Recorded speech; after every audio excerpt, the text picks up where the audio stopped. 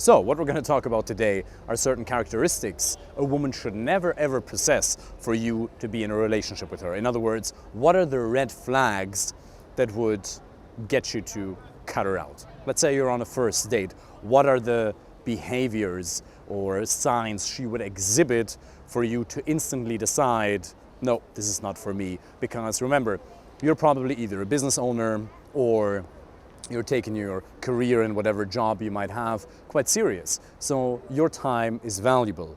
And since your time is valuable, you don't want to waste it with somebody who's just not right for you. Okay? Not saying that she's a bad person if she's going to exhibit the character traits or red flags we're going to crack into now, but she might just be the wrong one for you. And today I want to give you a couple of those that will help you just save your time once you're on the date to, basically move on and invite the right ones onto the dates so that you can find the right girlfriend and life partner sooner. One of the most important qualification criteria you should screen for, you should evaluate when you're on the date is self-esteem. Now, self-esteem, as Jordan Peterson says, is very hard to define. Self-esteem is basically just defined as, does the person like themselves?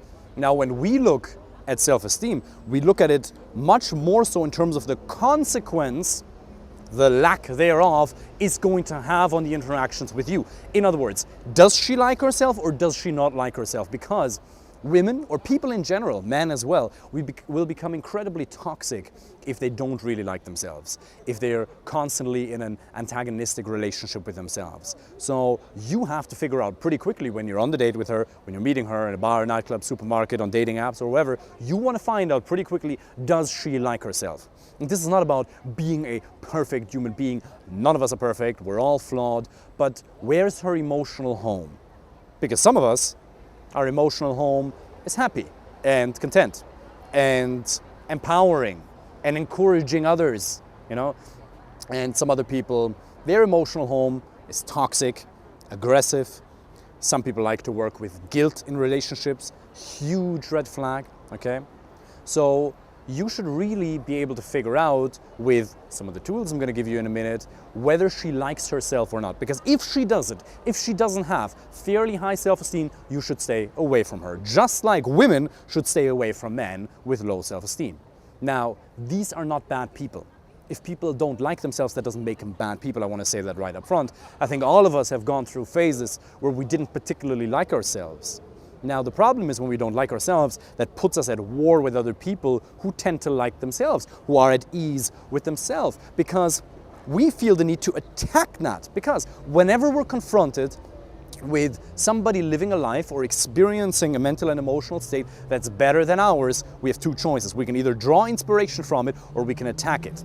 Because we only ever exist, as Alan Watts says, in relation to other people. I implies you. You, the self, implies other, and other implies self. So we're constantly, whether we want to do it or not, our brain is constantly measuring ourselves in relation to other people. How am I doing? And that doesn't have to be a conscious process. In fact, I would highly recommend that you don't do that. You shouldn't be living in a state of constantly analyzing yourself.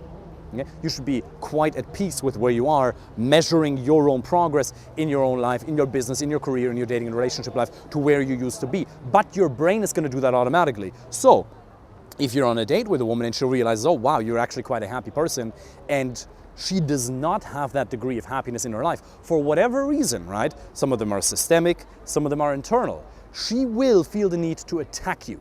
So one of the red flags you should always screen for is, as silly as it sounds, positivity, laughter, and joy. If a woman is able to laugh a lot, if she's positive, if she's able to enjoy herself while she's on the date with you, that is usually a really, really good sign. Because people who don't like themselves, they have a really hard time relaxing and actually being positive. This degree of joyful expression, love, happiness, laughter in the moment, that can usually only ever come as a consequence of you liking yourself. Because if you really dislike yourself, it's gonna come through. There's gonna be this degree of negativity. She's gonna be just a little bit too serious. You make a joke, she gets offended, which would be the second one, okay? It could be a derivative of the first, it could be a derivative of the first, But being offended, being easily offended, is usually a sign of huge insecurities and therefore a lack of self-esteem. So when you make jokes and she gets easily offended, that's usually a sign you should cut her out of your life straight away. Now, coming back to the two main things that you should be doing on a date, one being honestly communicating yourself, but also calibrate it, okay? You're not supposed to now just go, you're not supposed to just go ahead and say, okay, if she gets offended at all by whatever I say, she's a bad person, she has low self-esteem, so therefore I get to say whatever I want, regardless of the context I'm in, regardless of the amount of connection and trust that has been built throughout the interaction. You still have to be calibrated. You have to be authentic and effective, but you also have to be calibrated. Now, calibration is something we teach in my coaching programs because there's practical examples, techniques and strategies that would go too deep for a simple YouTube video like this, and everybody has their own little flaws, or everybody has a little bit of weirdness about the character. I do too. And we all need to basically rid ourselves of the weirdness we all have in order to come across more effectively, in order to be able to build more attraction in the woman. But as a rule of thumb, if she gets easily offended while you're calibrated, that's usually a really bad sign. Because why would somebody get offended? If you express an honest thought or opinion, if you enjoy yourself, if you make a joke, if you make a politically incorrect joke and she gets all offended and uptight, well, it usually shows that she's not very secure in her own model of the world. Because if I was completely certain of the way I view life, now I should never be completely certain, right? Because I should always have a degree of open-mindedness towards alternative models or strategies that I could use to enhance my career, my business, my dating life. But I should be fairly certain as a man of the values that I have, the values that I represent as a being, right? And if I was fairly certain of my values and somebody comes along and makes a politically incorrect joke, why would I get offended? I know it has nothing to do with me. Now, if she's uncertain of her own values, if she's uncertain of her own place in the world, in other words, if she has low self-esteem because she doesn't really like herself, because there's too many how do I put this? Too many negative tensions in the relationship between her and herself, right? The relationship between her and the various different parts we all carry, then that's going to come across, or it's going to manifest itself sometimes in terms of being easily offended. So, first one being, can she laugh?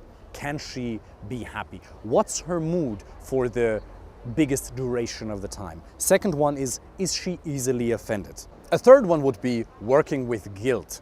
Now, this one usually doesn't come out on the first date because she, as well as yourself, are going to be making an effort to be in a better mood. She's going to be making an effort to get to know you, so people show themselves from their best sides, even though if you're trained, if you know what to qualify for in detail, you're going to be able to spot red flags. Some of them we're mentioning here today, and you're going to be able to disqualify them. But working with guilt is usually something that comes out over the coming months. Working with guilt could be you want to go hang out with your colleagues from work. You want to hang out with your business partner, you want to hang out with the boys, or you want to go to the gym. And instead of her encouraging you to have a great time with the boys, instead of her wishing you a good time, kissing you on the cheek, promising you amazing intimacy afterwards, she sits on the chair, passive-aggressively, and says, "Okay, bye." "Are you okay, babe?" "Yeah, no, I'm okay." All that is very subtle, and you have to train yourself to detect these kind of behaviors. Now, I've been in relationships in the past where women worked with guilt, and that can make it extremely difficult. I don't want to just call it toxic. It is definitely a toxic character trait, and especially in terms of the negativity it creates within me. It can be really harmful. Now, I would never ever blame anybody for the emotional state that I carry, but being in a relationship, you have to draw boundaries. So if she starts to work with guilt, if she tries to make you feel guilty instead of openly, honestly addressing what's going on, Marshall D. Rosenberg is the founder of a system called Nonviolent communication. And violent communication is not necessarily what we perceive to be violent, as in insults or actually attacking somebody verbally. Now, working with guilt, saying, you made me feel angry, you made me sad when you went to hang out with the boys instead of staying at home and cooking an amazing dish for me. You made me feel angry, you made me feel sad. Marshall D. Rosenberg would say that that's the language of the jackal, because he has two different animals, two metaphors he's using to characterize kind communication and violent communication. And kind communication is characterized, or he uses the metaphor of the giraffe, because the giraffe is, I believe, the animal on land which has the biggest heart. So that shows it has a lot of compassion. It's just a beautiful metaphor for that. And the other animal he uses to signify or to characterize bad communication, or in other words, violent communication, is the jackal. Okay? And the jackal would say, you made me feel angry. The jackal would sit there and say, okay. No, you can go, it's fine. No, I'm okay. I don't want you to stay. It's fine. That is a form of violent communication, because she knows what kind of an impact she's having on you in that very moment. Now again, that is not to say that she's a bad person. This is not about the worth of an individual, but it's rather about the impact her communication is going to have on the health of the relationship. So, what could she do instead? Instead of sitting there, if she actually was a little bit sad about the fact that you're not spending enough time with her, which could be a legitimate need. Maybe she has a legitimate need to spend more time with you. Now you have to see whether there's a degree of compatibility. In 95% of the cases, men are in relationships with women they shouldn't even have a friends with benefits relationship with because of a severe lack of compatibility. Okay? Compatibility is something you can't fix, only discover. Okay? Because if you're in a relationship with a woman with whom you have a really high degree of compatibility, 90% of those conflicts are just going to disappear. But, so, going back to that, what else could she do instead of being so passive-aggressive? She could say, well, look, if you were to use the 4-step formula of nonviolent communication, then the first step would be she were to describe, hey, so you're going out with the boys tonight. Ideally, she's not going to do that before you go out because she doesn't want to sour the mood. She wants you to genuinely have a good time, and she's going to address it at a later point in time in a calmer mood. By the way, all this applies to men as well. Most men communicate in an incredibly toxic and violent way as well, according to Marshall D. Rosenberg. But she would say first, hey darling, so Thursday evening you went out with the boys. Description, no accusation. Then, how did she feel? I felt a bit sad in that moment.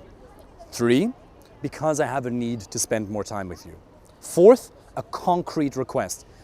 I would like us to spend more time together.